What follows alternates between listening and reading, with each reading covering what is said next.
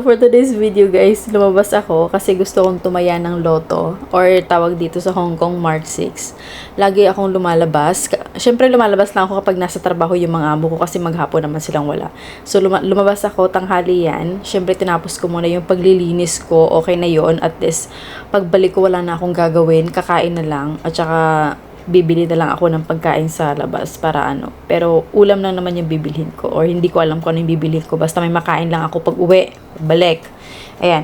So, magkatabi-tabi ho yung mga building dito. Ayan. Tapos, mas maganda ho dito sa amin kasi nasa baba lang po yung 7-Eleven. Ayan. Mas madali lang ho sa amin kapag may bibilin ako or kapag may magtatap ako, pag magpapadala. Ayan. So, malaki yung building dito. Syempre. Nasa Hong Kong Island po ako. Nasa Hong Kong Island. Ayan. So, lumabas lang ako kahit sobrang init. Ayan, wala akong dalang payong. Hindi kasi ako sanay magdala ng payong kahit maganda yung araw or kahit mainit. Nagdadalaan lang ako ng payong kapag maulan. Pero kapag maganda naman yung panahon, ba't pa ako magdadala? Okay lang naman kahit mainit kasi mahangin naman, no? So, carry lang. By the way guys, yung building nga pala namin is malapit lang kami sa mall. Ayan. So, lagi ho akong bumababa. Char. Hindi naman ho lagi. Siyempre kapag may kailangan lang, kapag may bibilin lang, or minsan window lang, ganun. Kasi nandyan ho yung H&M, ayan yung City Plaza na yan, mall ho yan. Nandyan ho yung H&M, Mark and Spencer, Zara, Uniqlo, lahat, supermarket, kung ano yung mga bibilin ko or so madali lang. Nakakaubos ng pera kapag mag-sale. hindi naman lagi kapag lang, or lalo na kapag wala mga amo ko yung pag nagbabakasyon sila, ayan, kapag matagal sila mga 2 weeks or 3 weeks, ayan, lagi akong bumababa. Kasi syempre lakad-lakad din, nakakano din kaya pag nasa bahay ka lang. So syempre lakad-lakad din natin yung natin, 'di ba? Kunwari ano-ano lang, 'di ba? O yan, yung Charles and Kate, ayan, buti pa yung halaman nila nasa loob. Alagang-alaga yung halaman nila. Pak, sana alaga, char. Green yarn. Diyan na rin yung papasok ng MTR station, yung sakayan namin ng train. Ayan, may escalator dyan sa baba papunta sa train station. Ayan. Tapos yung sa gilid naman guys, yung makikita nyo yung may mga yung mga Pinay na nakatayo dyan. Ayan. Or yung area na yan dyan. Intayan ho yan ng mga alaga ng mga konyang na yan. Naghihintayan ng mga alaga nila pag hinahatid kasi naka-school ba syempre yung mga bata dito. Pag ayan. So naghihintay sila mga para pick upin yung mga alaga nila. Diyan talaga ako dumadaan kapag papunta ako ng March 6. Ayan. So naglalakad lang ako, hindi naman magsasakay pa ako. Hello. Malapit lang naman. Siguro mga 20 minutes, 30 minutes, char. So mga ganun lang.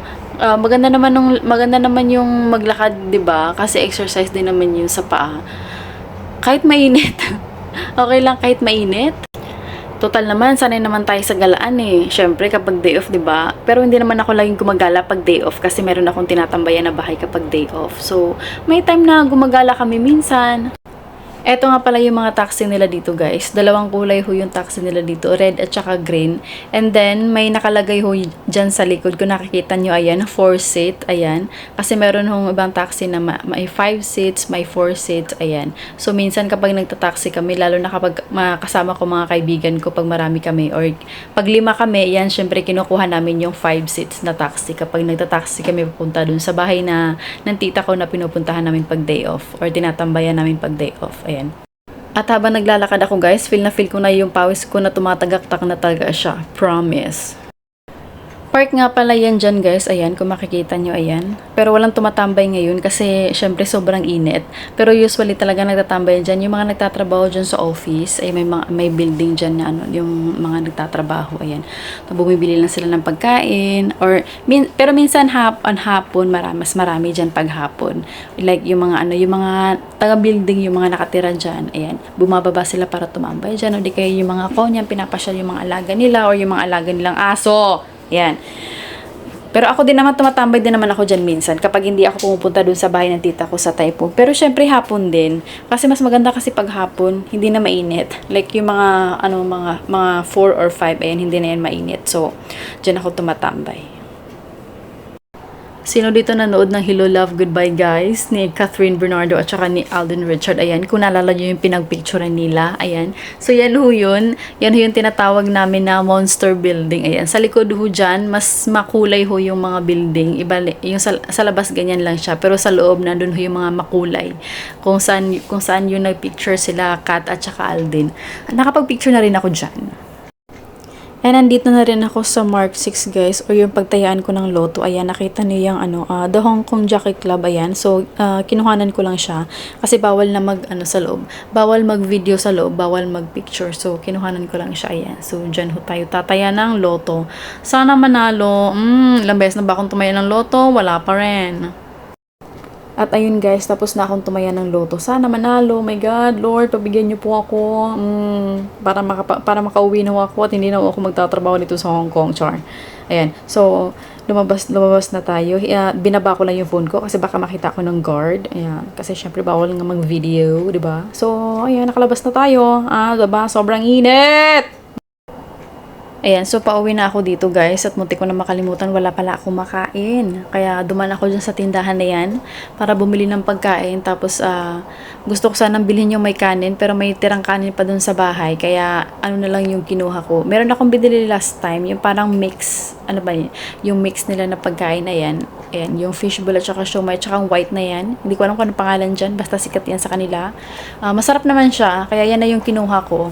Kasi marami naman yan sa yung nilagay nila sa Tupperware yan na bilog. So, yan na lang yung kinuha ko. At least may makain ako kasi late na rin eh. Late kasi ako kumakain na ngayon ng lunch. Mga 1 to 1:30 ganyan. Minsan alas 2 na ng hapon. Yan yung in-order ko guys. Ayan, $22. O diba, marami na yan. Mix na yan. Ang sabi ko sa kanya, spicy pangyaw, hindi ko na alam kung ano yung una niyang nilagay. Basta yung last, yun yung spicy. Ayan. Tapos yung last niya nilagay naman is sesame seed. Yan, ayan. So, okay na ako dyan. Busog na ako dyan. Dumaan na rin ako sa tindahan na to kasi naalala ko wala pala akong towel na magamit. Magsiswimming kami sa Sunday ng mga kaibigan ko. Day off, ayan. So, kailangan kong bumili ng maliit na towel kasi ayokong dalhin yung tuwalya ko malaki, hello. So, kailangan ko lang na maliit, pang saktong punas lang. Pag after mo mag-swimming, di ba, magbanlaw-banlaw tayo sa tubig. Siyempre, kailangan may magamit tayong towel, ayan.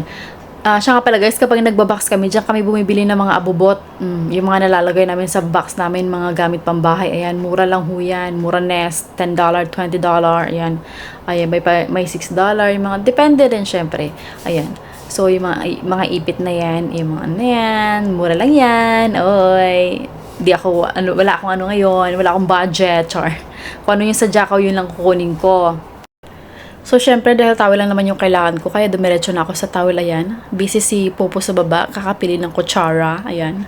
Busy siya sa kutsara niya, habang ako busy ako pamimili ng towel ko, anong kulay yung kukunin ko.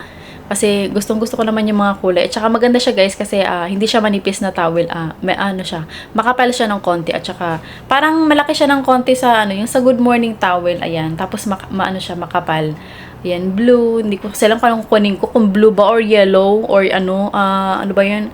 Yung purplet, ayan. Pero, kakapili ko, syempre yung pinili ko, yung purplet, ayan. Ayan. Kasi, lucky color ko talaga is purple. Pero wala akong masyadong purple na kulay. So, ayun guys, nagbayad na ako. Hindi na ako tumagal dyan. Kasi, syempre, 100 lang yung perang dala ko. Sakto lang pantayan ng loto at saka dun sa pagkain na binili ko. At saka, $11.9 lang naman tong towel ka. So, carry lang, di ba? Hindi na ako tumingin pa sa iba kasi, uubusin ko pa ba yung natira sa $100 ko. So, yun guys, umuwi na ako. Kasi, syempre, pasado alauna na pala. Nagrarambulan na yung mga alaga ko sa tiyan. Ayan.